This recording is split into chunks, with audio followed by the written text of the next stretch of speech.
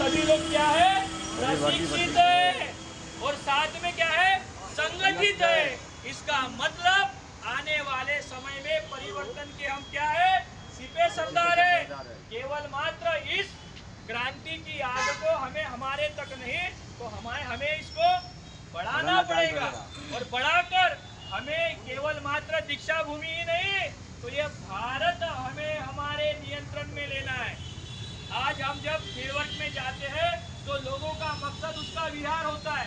ये विहार का अध्यक्ष और ये विहार की हमारे हाथ में व्यवस्था आ जाए, हम भारत को प्रभुत्व बना देंगे। बस्ती का गली का विहार। मैं धन्यवाद देना चाहता हूँ इस समिति के लोगों को कि हमारे लोगों की मानसिकता को विहारों से निकालकर दीक्षा भूमि पर लाया।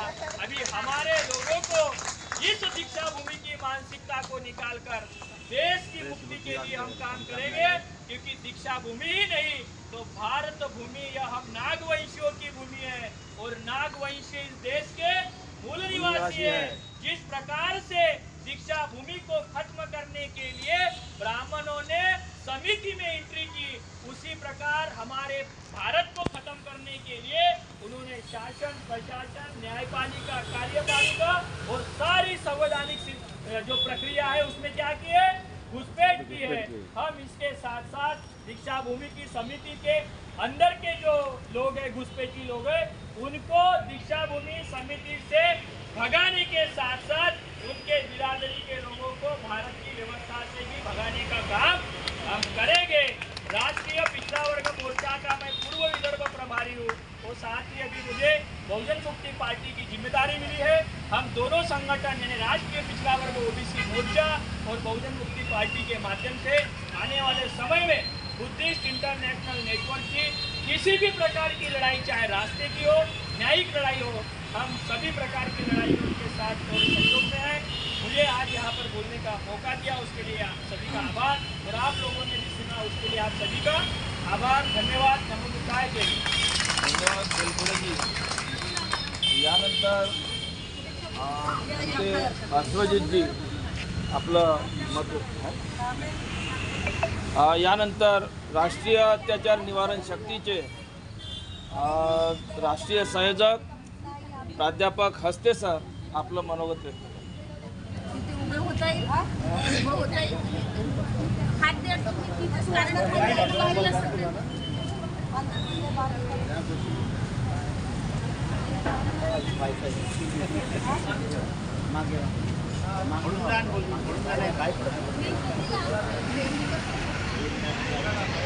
साथियों, सभी उपस्थित स्वागत, सभी लोगों को जय हिंद, नमो बुद्धाय।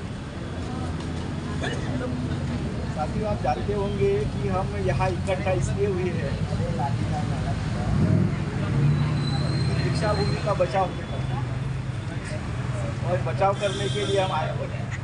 तो छोटे खानी हम मीटिंग कर रहे हैं और करना क्या, इधर से जाके करना क्या, इसके बारे में हम सोचने के लिए बैठे हैं और महत्वपूर्ण बातों के लिए बैठे हुए हैं। केवल मात्र आना और जाना ये हमारा मकसद नहीं है। ये मीटिंग की जो अध्यक्षता कर रहे हैं आदरणीय माननीय बदन सोमानी जी, बुद्धिस्ट इंटरनेशनल नेटवर्क महाराष्ट्र राज्य के उपाध्यक्ष पंचशिला मैडम,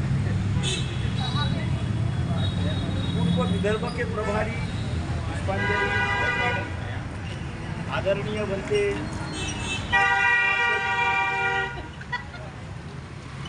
अभी आपने जिसको सुना वो पिछड़ा वर्ग मोर्चा और विदर्भ के, और उसी के साथ साथ बहुजन मुक्ति पार्टी जो है इसके जो पूर्व विदर्भ के प्रभारी है माननीय बेलपुरे की, और आपने सुना होगा अभी अनिल जी बोड़के सर को सुना आपने, गवई को सुना आपने, और इनके पूरे कार्यकारिणी के सभासद और एक ही जगह के लोग नहीं हैं,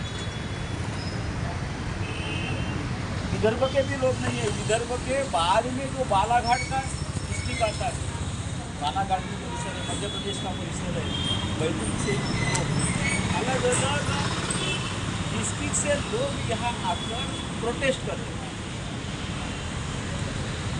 प्रोटेस्ट करने का क्या मकसद है? इसलिए आए हुए हैं हम लोग। और हम अपने आप को एक जागरूक लोग कहेंगे। जागृति का सिद्धांत है, जिसका जागरण हुआ है, जिसको जानकारी है, इनमें समझदारी आई हुई है, जो लोगों को समझा सकते हैं, ऐसे जिंदादिल लोग यहाँ आए। तो उनके सामने में उद्देश्य है, मकसद है, विदाउट मकसद से नहीं आए। केवल मात्र आना और दीक्षाभूमि पर बैठना या दीक्षाभूमि पर जो हो रहा है उसका विरोध करना, इतना ही उनका मकसद नहीं है। मकसद व्यापक है, मकसद बड़ा है और उन्होंने टारगेट किया हुआ है। टारगेट ये किया है कि हमारा लक्ष्य छोटा नहीं होना चाहिए, हमारा लक्ष्य छोटा नहीं होना चाहिए, हमारा लक्ष्य बड़ा होना चाहिए। तो बाबा साहब इनको कहते हैं कि जिसका मकसद छोटा होता है वो क्राइम करता है, वो एम इज ए क्राइम। तो हमारा जो समाज का जो हम देख रहे हैं, क्योंकि इतने ही लोग नहीं है। नागपुर नाग लोगों की भूमि है, नागवंशी लोगों की भूमि है और बड़ी मात्रा में बुद्ध धम्म के प्रचारक जो लोग हैं वो नागपुर में बसते हैं। नागपुर या पूर्व विदर्भ का जो परिसर है उसमें बसते हैं। और इनका एक वजूद है, इन लोगों का एक वजूद है, इन लोगों की एक अस्मिता है कि वो कभी भी दूसरों की गुलामी सहन नहीं करते। वो स्वाभिमानी लोग हैं, क्योंकि वो स्वावलंबी है। आर्थिक दृष्टिकोण से देखा जाए तो आज के तारीख में वो स्वावलंबी है। और वो जो स्वावलंबी लोग होते हैं वो भी स्वाभिमानी होते हैं, और जो स्वाभिमानी होते हैं वो ही स्वाभिमानी आंदोलन चला कर लोगों को मुक्त कर सकते हैं। ये सिद्धांत है। इसलिए क्राइम नहीं करने वाले लोग हैं, उनका बड़ा उद्देश्य है। बड़ा उद्देश्य क्या है? व्यवस्था परिवर्तन करना उद्देश्य है। आज सर ने कहा कि वज्जी में, वो जो बुद्ध के जमाने में वज्जी था, वज्जी सुदृढ़ गणराज्य था, मगर जैसी ही घुसखोरी हुई, जैसी ही घुसखोरी हुई, मगध का राजा जो था उसने वो काबिज कर दिया, यानी घुसखोरी के माध्यम से। और वो भी किसको घुसखोरी की? उसने ब्राह्मणों ने। उसका नाम क्या था? वृषकार, वसकार, घुसखोरी। यानी किसने की घुसखोरी? ब्राह्मण। ब्राह्मण क्यों घुसखोरी करता है? ब्राह्मण बुद्धिस्ट लोगों को दुश्मन नंबर 1 मानता है। भारत के इतिहास में जो इतिहास हमें देखते हैं, अभी बताया आपको कि इतिहास नहीं होता है। इतिहास आगे बढ़ने का एक माध्यम होता है। अगर उसका हमने सही उपयोग नहीं किए तो इतिहास हमें सबक भी सिखाता है कि आपको और पीछे ढकल देता है। यानी जो हमारे तन पर कपड़े हैं वो तन पर कपड़े रहने वाले नहीं है, अगर इतिहास से अगर हमने सबक नहीं लिया।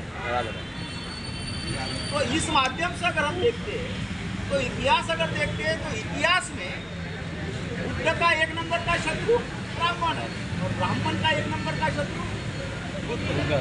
या तो भारत में ब्राह्मण रह सकता है, बुद्ध रह सकता है, भारत में बुद्ध रह सकता है, क्योंकि बुद्ध की विरासत क्या है? समता, स्वतंत्रता, बंधुता और न्याय पर आधारित एक नई व्यवस्था बनाना है, कल्याणकारी व्यवस्था बनाना है। और जो व्यवस्था है, व्यवस्था में बसे हुए जो लोग हैं, केवल देश नहीं बसता है, देश में लोग बसते हैं। तो लोग कैसे होना चाहिए? उसको संस्कारित करने का काम, उसकी सांस्कृतिक भूमि तैयार करने का काम, उस पर संस्कार करने के लिए, जागरण करने के लिए ज्ञान के माध्यम से उसको किया जाता है, जागरण के माध्यम से किया जाता है।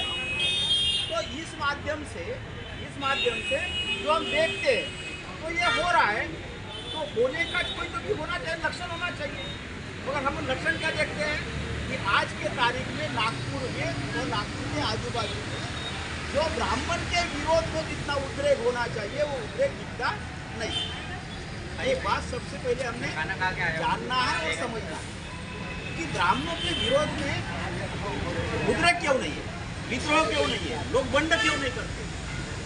क्योंकि वो देखते हैं कि अपने आजू बाजू में जो लोग हैं वो लोग तो वो लोग हमें ही गुमराह करने का काम कर रहे हैं। उदाहरण के तौर पर बोला जाए तो बाबा साहब इसके लिए 3 शब्द प्रयोग का उपयोग करते हैं। यानी 1932 में जो पुना करार हुआ और पुना करार के बाद में 1951 में बाबा साहब पटियाला गए, पंजाब में पटियाला में गए और पटियाला में 3 शब्द का उपयोग किया कि हम आंदोलन सक्सेस क्यों नहीं कर रहे हैं, क्योंकि हमारा आंदोलन सक्सेस क्यों नहीं हो रहा है। तो उन्होंने 3 कारण दिए। 3 कारण क्या है, हमारे ही